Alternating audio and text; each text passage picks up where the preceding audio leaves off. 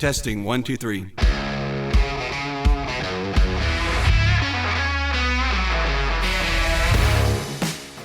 Hello, I'm Mahesh Saptarishi, the host of Mic Drop, a podcast where we explore what makes innovators tick. There is no template that guarantees innovation, yet there are some patterns. Without tenacity, you will likely give up too soon. Without being inspired, and without the ability to inspire others, you won't have the strength of a community.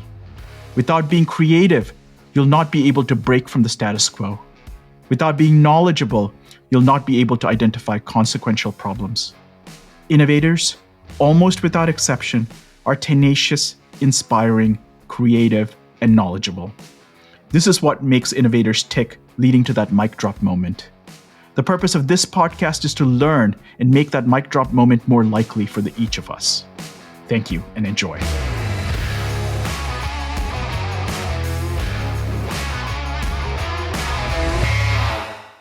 Well, your friends and family were probably way more generous with you than my friends and family, because no matter what I told my friends and family in terms of a new idea, the instant reaction, even without listening to me, was, "It's crap. Just move on." Welcome back to Mic Drop. This is part 2 of our conversation with Chris Bennett, founder and chief product officer at Callyo, and a self-described product addict. If you joined us for part 1, we covered Chris's dream machine invention, his lack of fear in talking to total strangers, and other fascinating topics. Chris ticks every box as an innovator. As we kick off part 2, I encourage you to share your thoughts in the comments and at micdrop@motorolasolutions.com. Let's get started. You also spent a couple of years teaching web development and a few other things. And having had to teach for 2 years myself, undergraduate students in my case, there's something that you have to start developing in terms of taking complex topics and trying to simplify it and figure out how to intuitively communicate a concept to folks. And I think that's, as much as I hated doing it when I was doing it, I've gotten a lot of value out of it later in life. So I just was curious, you were way younger than I was when you were teaching, and you were teaching, I think, a broader audience web development at a time when perhaps web development was not all the rage. So what was your experience there? I mean, it's always been cool. I don't know what you're talking about, but yes. So the way that came about is I was probably a B plus A minus student in high school, and I definitely was not going to be able to get into Penn right out of high school. So I started by going to St. Joe's, but my mission was always, my dad talked about growing up how much, the Wharton School, you gotta go there. And so I'm like, okay, I put my head down. I got good grades freshman year at St. Joe's University and applied, and I got in, but then I'm like, oh crap, my parents were helping with my undergraduate education. Like, this is suddenly a more expensive school. So trying to solve my way out of that problem, I found a teaching job at the Chubb Institute where they would pay your full tuition if you would teach for 6 hours a day. So now they weren't expecting to pay as much tuition, but I get the job and I take all of my classes that start after 4:00. So a lot of late afternoon and evening classes. And I'd teach web design and development, teaching HTML, CSS, this is a Macromedia Dreamweaver, Flash Office, and all that. And you're absolutely right. It was about taking a concept, and it would be, it's 3:00 in the afternoon today. Thinking about tomorrow, I need to teach someone how to use the Magic Wand tool in Photoshop, or how to create an HTML table, and having to make a lesson plan out of that. They tell you what you need to teach, but they don't really give you the detailed lesson plan, and breaking that down into the simple step-by-step, and then finding out the next day as you go around a classroom of 20 people, did I actually get it simple enough, or am I over and over again trying to re-explain it? And you're absolutely right. Not only was that the most rewarding job, but it really teaches you how to break something down into simple steps. And at the end of the day, in public safety, they will tell you, we just want something that it just has to work, right? And making something just work, what they're really trying to say is we want it to be simple. We don't want to have to be trained on it. We need to just know how to use it. And of course, when you press the button, it needs to do the thing that you said it was going to do when you press the button. Okay, so we're going to jump around in the timeline again because I'm trying to connect that to something else that I just remembered you told me. So One Storm, a company that you started or a service that you started, you go to Florida and you're now introduced to this notion of hurricanes. Tell us more. Because I think that notion of understanding the steps to do something, breaking that down into smaller bits, I think plays into how you really came up with One Storm. I love to call it I wish it was just a notion of hurricanes, because after the past year with Hurricane Irma, oh my God, there was down here in Southwest Florida, it's been a trying year with hurricanes. But at the time, coming down from Philadelphia to Florida, big hurricanes are hitting the Southeast. You've got Hurricane Katrina, Hurricane Rita, and I go to my default, which is I'll hop online and it will tell me what I need to do to prepare for these things. And I go online and there's basically nothing. Like literally, it's the grocery store at Publix has got a little circular by the coupons on the front that tells you how to prepare, and that's it. Like, this is ridiculous. Like, I need to know step by step what to do. So I took that same idea of breaking down a problem step by step and finding out what do you actually need to do to prepare for a disaster or a hurricane. You need a shopping list with these things. You need an evacuation plan. If you have special needs, then you need to find out your medical or an evacuation special need plans. If you have pets, all these different components that go into preparing, it's really a fairly linear step-by-step list of things you need to do. But if you just looked at it in a circular, you're probably not going to do it. If instead you started and, hey, let me walk you through a wizard where you tell me what you have now in terms of how many gallons of water do you already have? Do you have flashlights already, et cetera? And then we identify what those gaps are. Then we can create a dynamic shopping list or to-do list for you to go procure those items or to check off those preparedness tasks on your list. Created onestorm.org with the idea that it only takes one storm for it to be a bad hurricane season, and then partnered up with the supermarkets, the Walmarts of the world to say, hey, how can we together help communities get prepared? Very cool. If I go back to what you said earlier, which is the painkiller versus the vitamin analogy, sometimes it's actually trying to break down a linear process into bits and understanding where is the pain and what do you kill in that linear process. And leading up to that with the painkiller vitamin analogy and One Storm in particular, that didn't work because, I mean, you could say there's multiple reasons, but it was a vitamin. Preparedness is a vitamin. One thing that I, to this day, firmly believe that as important as preparing for any type of emergency or disaster is, it's not in people's nature to prepare. You can give them the tools to do it. You can try to incentivize them to, but ultimately the painkiller they need is a storm just happened and now I need somebody to help get the water out of my home or to help clean up my community. And it's unfortunate because that's just our human nature that if we prepared more, we'd be better for these situations. But it's hard to make a business out of something where it's a nice to have and not a need to have. That's very cool. You mentioned GovLive. You mentioned, we've talked about One Storm.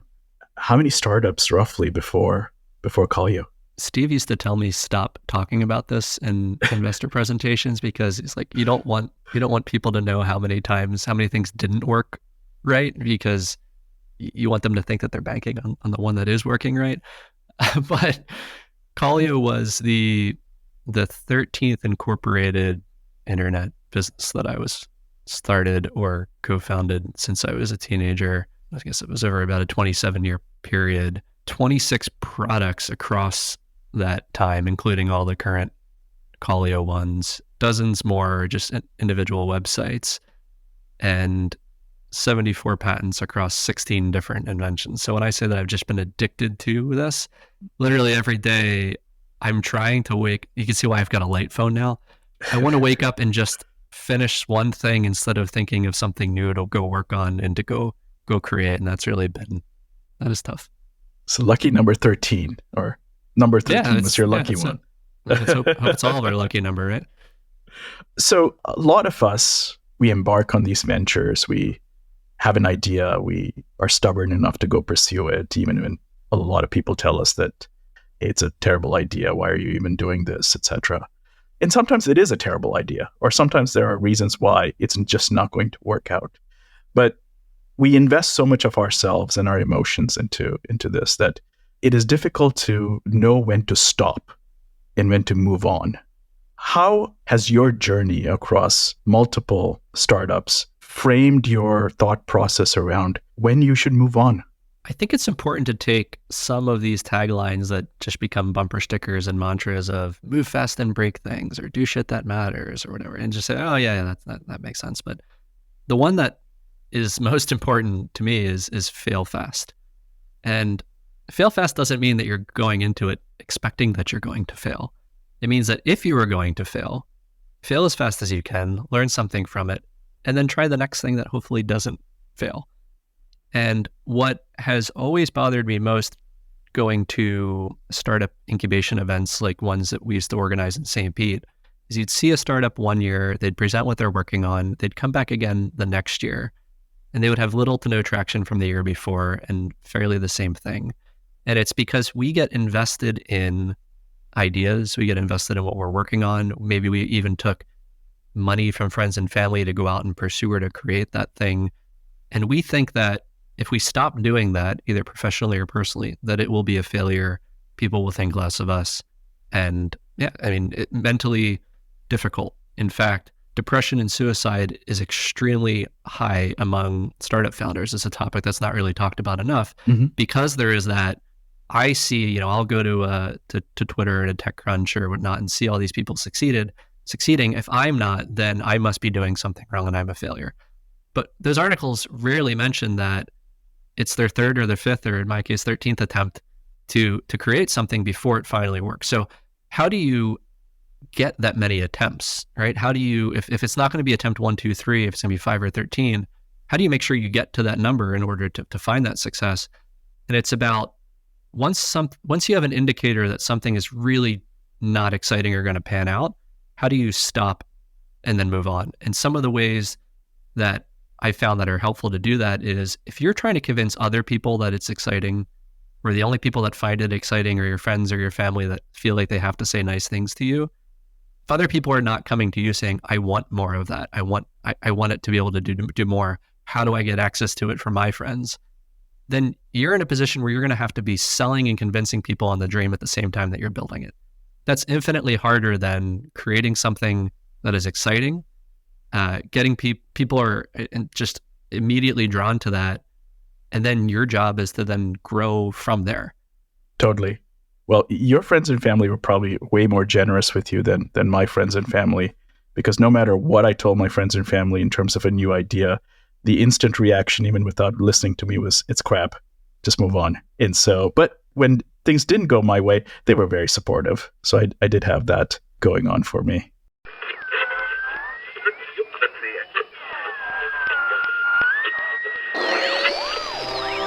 Do you have big ideas, but never enough time to see them through? How about all those little tasks that you keep meaning to get to, but are just piling up? Does it feel like you need an innovation vacation? Well, worry no more. I have the solution for you. It's time. 10% time, that is. With 10% time, you can finally tackle that passion project, learn a new skill, collaborate with colleagues. The possibilities are endless. Make focus time a priority by dedicating 1 out of every 10 days to stretching that beautiful brain of yours. Talk to your manager about it today.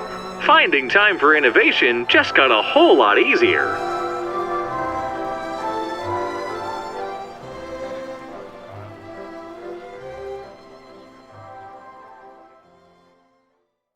So that's the notion of mission is obviously something that I think we at Motorola feel very strongly about.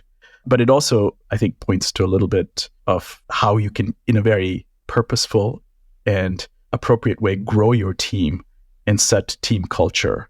And I'm sure, once you pass that initial threshold with Callyo where you knew this was a good idea, that there was going to be traction, next step, you're trying to scale the people to be able to do more. What was your approach to hiring, and what was your approach to really building that team culture? One of the key things to building culture at Callyo was, I guess, first recognizing, well, I think I'm okay, and I'm not the best at it. So can we get somebody on our team that can help focus on and build culture? So we had Janet Carmody on early on as a head of culture for Callyo, which, by the way, I love the fact that Janet has then exceeded our expectations through Callyo, grown through Motorola, and is now running culture for your team at SMVC. But it was about making sure that people who are even the best and the brightest, realizing that they are not going to be able to succeed and thrive in an environment that is not ideal. Right? We all need to bring our talents, bring our energy, but bring it into a space and environment that is going to support us. And she talks about, there's a sociologist, Ray Oldenburg, that talks about 3 spaces. And I like this framework. Your first space is one that you have a lot of control over. That's your home. That's your private space. That's the one where, I can see on camera now, right? We're most likely in our first space. Right? Your second space is when you leave your home and now you're going to the workplace environment. That's a space that somebody else controls. And in our lives, we, especially pre-COVID, spent a lot of time in that space. And then your third space are things like there's Starbucks, your park, a bar. They're more social or communal spaces or church or things like that you go on and you interact with outside of there. But we spend so much time in that second space, but a lot of people don't give thought to curating as welcoming and supportive of environment in that second space as you may in your first space at home. So what are the kind of things that you want when you're in that space? You want, obviously, equipment needs and physical needs and things like that to be met. You want recognition and belonging. You want celebration. Just like at home, you want a birthday party or a celebration for a good report card, right? You want to know that you're surrounded by a group of people that are loving and supportive and happy when you do well. And most of all, you want to have fun, right? Because it's work, and I know work can always be fun, but I mean, it really should be often enough. And there's no reason for it not to be. And I don't think you'll see a single manager say, "Oh man, I guess you're having too much fun." It's never really a problem. So in terms of building our team, it was first about getting in the anchor that culture is important and we are going to build that second space in a way where people want to be. And then the next part comes to actually finding the people that fit that. And in terms of actually executing on that from a hiring standpoint, did you have to craft like specific interview strategies, or how do you figure out how a person who might have the right technical skill set, who might come from the right background, is the right fit for you within that team? One thing that is difficult as you get to a larger size company is to have enough diverse perspectives and people on an interview panel as when you're smaller. That is absolutely achievable in a large company. I know that we're part of initiatives now to try to figure out how we can do a better job with interviewing and attracting talents. I think every organization at any size can get better. But one thing that's special when you're small is each person you're interviewing, when you're going from employee 5 to 6 to 7 to 8, everyone else is part of that interview.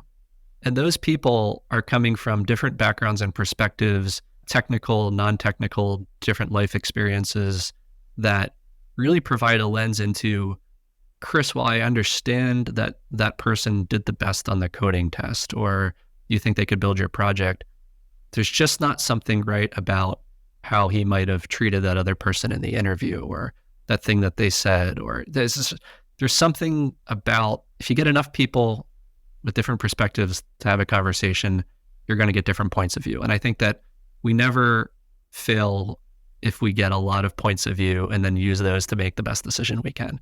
So when we interview today, I think sometimes I still fail to get enough points of view on an individual to make sure that we're going to bring somebody that's a cultural fit. When we say cultural fit, I think you have to be careful of that too, because cultural fit doesn't mean just hire people that are like yourself. That's the danger sometimes of using that term. More importantly, this is somebody that brings an enthusiasm and passion for the work and the mission. And we know that they're going to be able to show up and be authentic, genuine, hardworking, caring people, and that they will learn what they need to accomplish the rest of the job. Our most successful hires have been folks that probably would not have aced the test of whatever job that they were coming on for, but they wanted to work on this mission.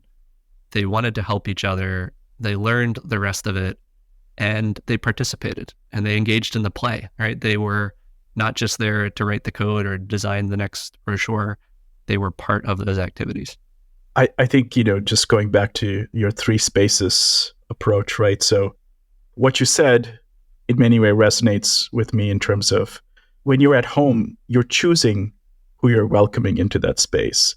And there's an assumption there that within that space, everyone is looking out for each other and they have each other's best interest. And I think what you're trying to also optimize for in that second space is making sure that the people you are hiring are in fact invested in your success just as much as you're interested in investing in their success. And I think that's a philosophy that I think you've implemented within Callyo as well. Oh, absolutely. I think that the feedback that is most common a week or two into a job at Callyo is, I can't believe how helpful all of the teammates are, whether it's on Slack answering a question or, hey, I'll grab a half hour with you to explain how to submit an expense report or whatever it may be.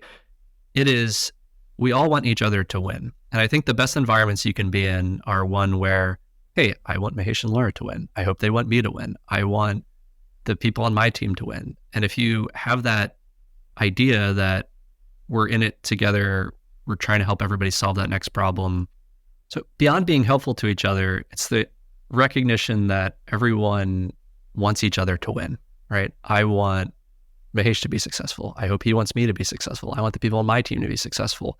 And we know that these are coworkers and friends that each day are just trying to get from one problem to the next. They need an answer. They need something solved. They're just trying to check it off the list or to get to the next spot. And if you can be helpful in helping them get there and they can get helpful in return, that really builds such a great cooperative culture. And I love the high five program at Motorola. So if you don't give enough high fives, please do. Because just that simple, hey, I helped you, you helped me, I give you a high five.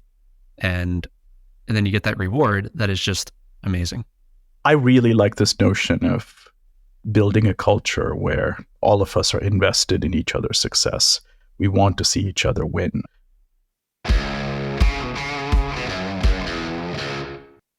How do you approach mentoring? And I ask this question very specifically. As you bring on new hires, and we're living in a different world now than we were perhaps before 2020, where regular interpersonal interaction with your team is different now. And how do you mentor new hires, perhaps even junior hires, people who have just graduated from school, etc., or even just what's your take on mentoring more broadly? I believe you should always have a mentor that is not your direct boss or somebody on your team that you can't be open enough with. One of the things I found what was most helpful is my partner, an investor in Callyo, Paul Vickers, early on found me, I guess what you just call a business coach, right? But what was really a mentor, where it was somebody that it was not my friends and family, it was not somebody I directly worked with, but I could get stuff off my chest. I could be open and authentic and get feedback on how I should be thinking about it differently. And that's what I like about the mentoring program with Motorola most is I'm now mentoring an engineer that came over as part of the Rave acquisition. And I feel like I get a more authentic response and can be more helpful to that person. I think that is different than being a mentor to people that are directly on your team. I think that you need both. You need to mentor somebody on your team in a way where how do you help them accomplish a specific skill, be able to grow professionally to the next level of promotion, identify, you're going to see their day-to-day weaknesses and gaps and how you can help them succeed. But in addition to that mentor, I think you also really need that outside mentor that you can be more honest with and maybe has a different level of experience and another perspective that doesn't know the drama or the product, but can just listen to your challenges and provide good advice.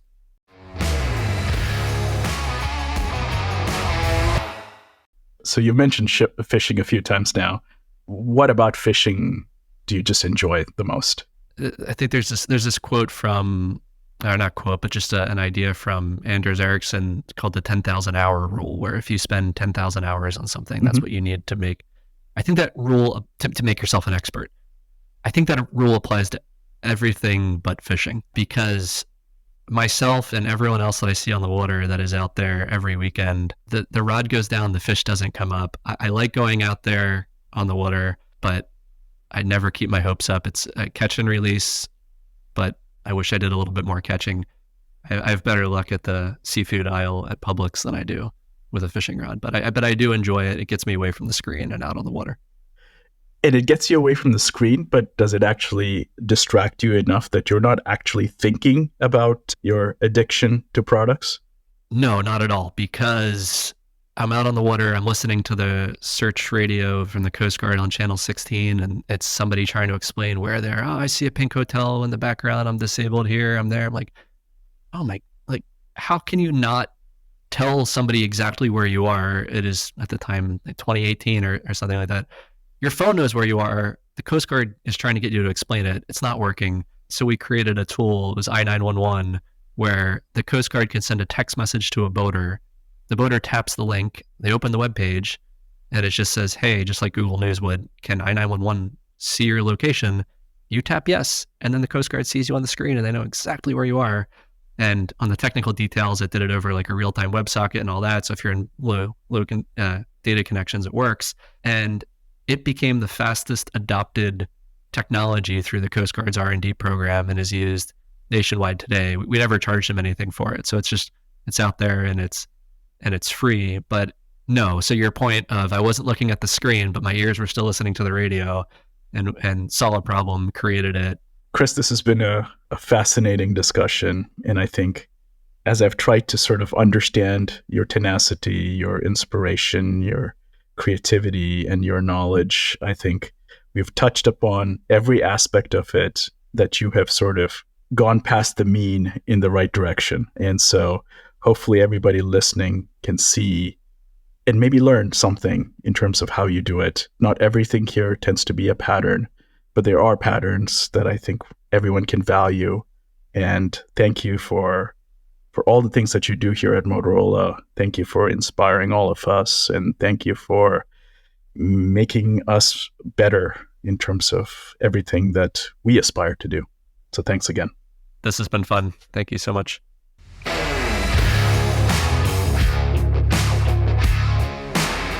Thank you for listening to Mic Drop. We would love to hear your thoughts on our podcast and your ideas for future episodes. Send us a note at micdrop@motorolasolutions.com. We promise to maybe read all your emails. And with that, I'm out.